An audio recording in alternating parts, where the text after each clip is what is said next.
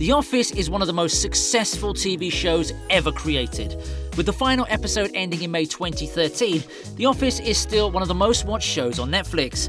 With the many different personalities shown, we thought it would be fun to see who each character would be in the NBA. For example, who's the Dwight, the Michael, or the Meredith in the league?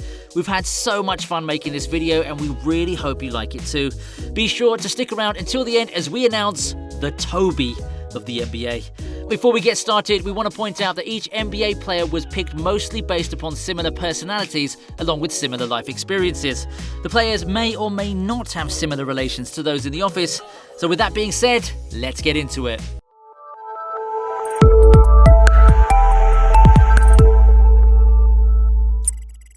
Number 10, Gabe Lewis. Gabriel Susan Lewis, aka Gabe, GSL, Birdman, Skeleton Man, Gabe Wood, or Katy Perry. Gabe graced us with his presence when Sabre brought out Dunder Mifflin. He's quietly insecure and tries episode after episode to gain the respect of his co-workers. Sadly though, he's universally ignored and consistently made fun of. Even Erin, who dated him for an unknown amount of time, is revolted by his presence when he tries to return. All in all, the man just keeps trying to stay relevant and come back into people's lives. The Gabe Lewis of the NBA is Kendrick Perkins. If you don't know who Kendrick Perkins is, he was drafted right out of high school by the Boston Celtics and stayed in the league for an astounding 16 years. He actually was pretty relevant when he won a championship with the Celtics back in 2008. He ended his career with an average 5.4 points per game, 1.2 blocks and 1 assist. It's nothing to write home about, right?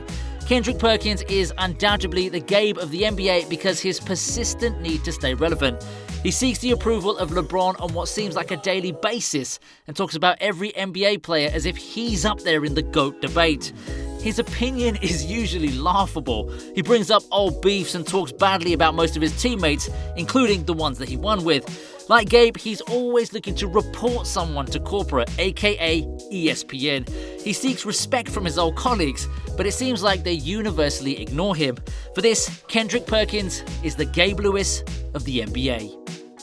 Number 9, Todd Packer.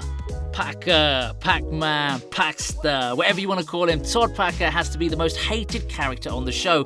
Unlike Toby, who's hated only by Michael, Todd definitely wins the award for most hated by all.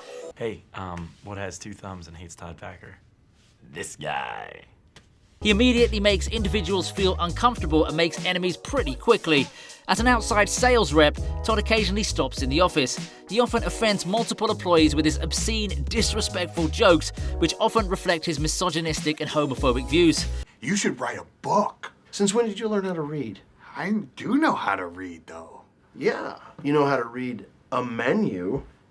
Although there isn't a player currently who offends multiple people with their disrespectful jokes, we can all agree there's one person that all people seem to hate no matter what team you're on or what team you're rooting for. That man being Draymond Green. The Todd Packer of the NBA has to be Draymond Green. Golden State fans will be the only ones to disagree. Draymond always seems to cause trouble no matter where he goes, including kicking people in the huevos. He fights with LeBron, Kevin Durant, Bradley Beal, the fans, and even celebrities. It seems like wherever he goes, someone hates him. Would you agree? Is Draymond the Todd Packer of the NBA, or is there someone better suited for that role? Number 8, Erin Hannon. Sweet Erin. Sweet, sweet Erin. Erin came on the big screen when Pam decided to work for the Michael Scott Paper Company. Although she doesn't seem to be the brightest, she has to be the most cheerful, silly and nicest character on the show. She genuinely cares for her co-workers and enjoys getting to know each of them. She goes to great lengths to make people's day and loves to serve. I'd love to meet a person who doesn't like Erin. Finding the Erin in the NBA was very easy. Boban Marjanovic has to be the nicest, kindest player in the league. Like Erin, he doesn't have the biggest role on the team, but doesn't seem to mind. He's there to help in any way possible. He also seems like he genuinely loves playing with his teammates and forms bonds quickly. Just ask Tobias Harris, who seems to be a little jealous that he's hanging out with Luka instead of him. If only we had more Bobans in the world, life would definitely be a better place. Number 7, Mose SCHRUTE. Mose is Dwight's first cousin and enjoys beats, Dwight, and his lady scarecrow friend. He's quite mysterious and there isn't much known about him other than what Dwight tells the audience, and he also has just a small part in the show. Mose is played by Michael Schur, who's noted to be the comedic mastermind behind the scenes. That's right, without Mose there wouldn't be SCHRUTE Farm, Dunder Mifflin or The Office. When thinking about who the quite somewhat strange, talented NBA star was, we came to only one conclusion. The Mose of the NBA is none other than our funny guy, Kawhi Leonard. Now let me explain. Kawhi, like Mose, is very quiet, very mysterious, keeps to himself, has a close group, and let's be honest, he is a tad weird. Both of them are also very successful no matter what team or show they're on. Michael Schur has been part of The Office, Parks and Rec, Brooklyn Nine-Nine and The Good Place to name a few. Likewise, Kawhi's won with the Spurs, won in his first year in Toronto, and has a good chance of winning with the Clippers. Let's face it, both are quite weird, but they always win. Kawhi is the Mose of the NBA. If you think there's a better Mose, let me know. Number 6, Dwight Schrute.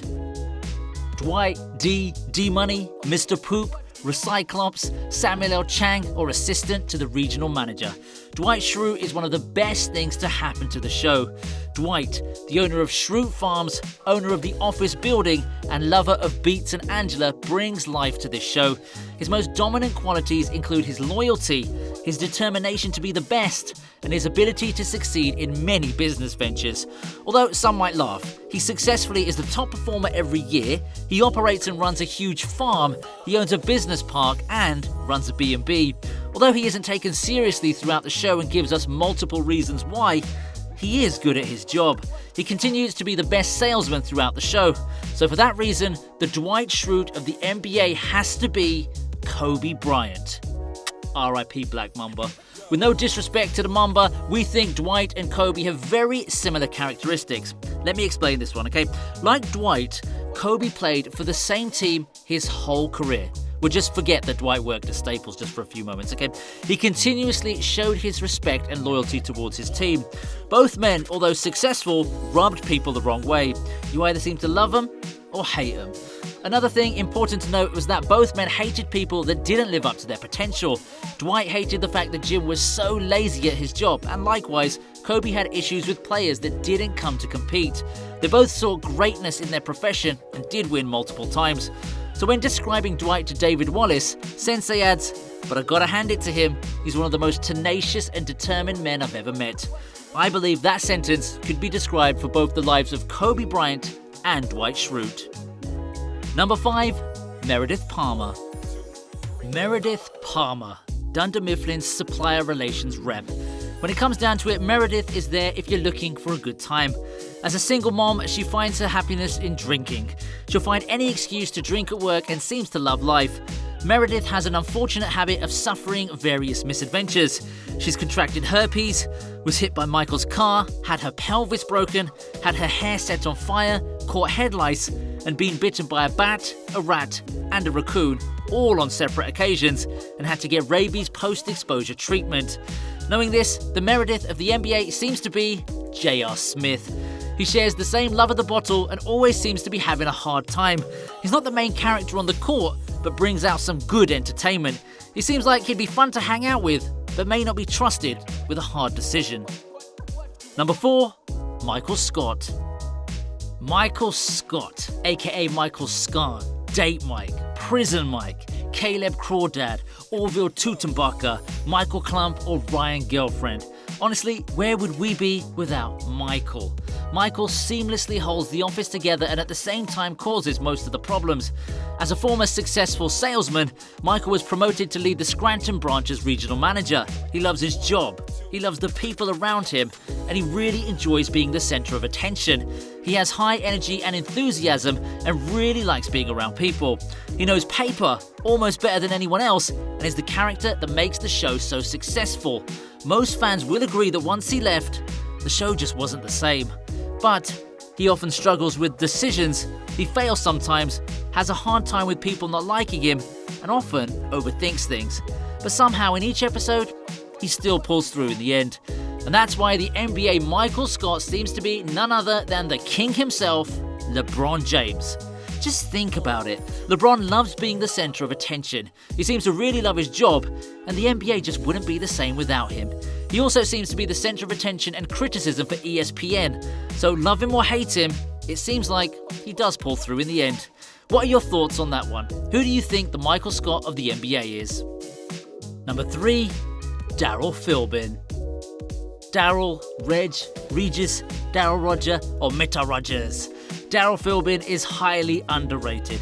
For those who may not know, Darryl started out in the warehouse as the head supervisor and worked his way up and eventually got his own office with the rest of the cast. Although he showed some weaknesses, he never settled and continuously worked on moving up in his career. He always seemed to be level-headed and became a voice of reason. It's also important to note that he's flawlessly transitioned from the warehouse to the office setting.